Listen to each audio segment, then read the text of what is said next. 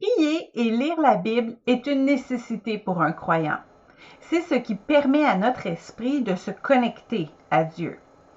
Mais ce que Dieu désire est aussi que nous soyons connectés au corps de Christ. Et ça, c'est bien davantage que d'aller à l'église.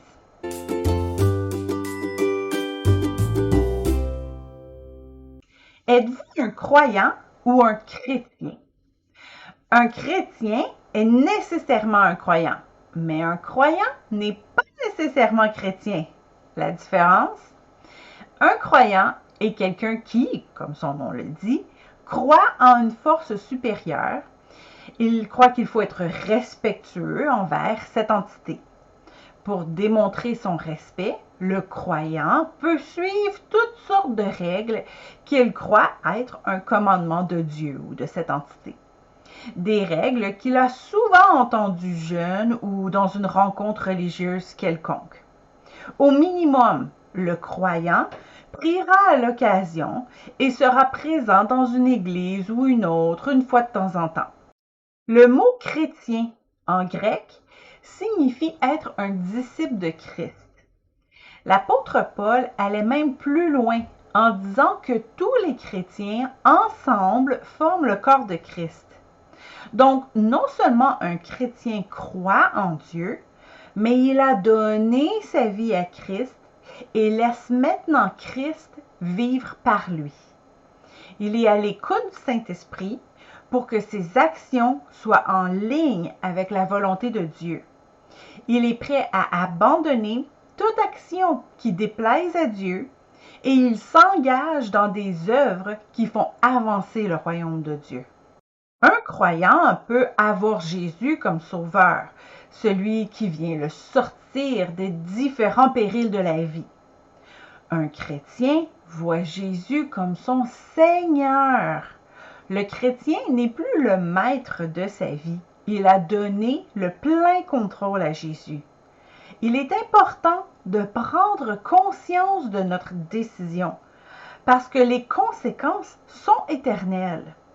Si tu confesses de ta bouche le Seigneur Jésus et si tu crois dans ton cœur que Dieu l'a ressuscité des morts, tu seras sauvé. Romains 19.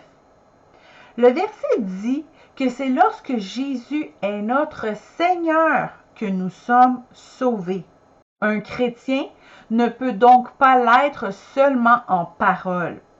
Il donne sa vie à Christ et Jésus utilise cette vie pour faire grandir le royaume de Dieu. La vraie foi est donc démontrée par nos actions. Mais quelqu'un dira, toi, tu as la foi et moi, j'ai les œuvres. Montre-moi ta foi sans les œuvres et moi, je te montrerai la foi par mes œuvres. Jacques 2, 18. Et il n'est pas question ici de faire toutes sortes de bonnes œuvres pour se donner bonne conscience. Ce que Dieu désire est que nous soyons attentifs à son esprit et que nous soyons prêts à faire ce qu'il désire et à arrêter de faire ce qui lui déplaît. Si nous sommes chrétiens, nous sommes le corps de Christ et donc Jésus devrait être en mesure de faire sa volonté par nous. Qu'est-ce que cela a à voir avec la recherche d'un ou une partenaire pour un ou une célibataire? Il y a quelque temps, nous avons utilisé les données de Statistique Canada pour estimer le nombre de célibataires chrétiens au Canada. En considérant le pourcentage de chrétiens évangéliques, c'est-à-dire les baptistes, les pentecôtistes, les évangéliques, etc., et le fait que près de la moitié des membres de nos églises sont des célibataires, nous avons pu arriver à la conclusion qu'il y aurait possiblement 2,5 millions de célibataires chrétiens au Canada. Étonnant?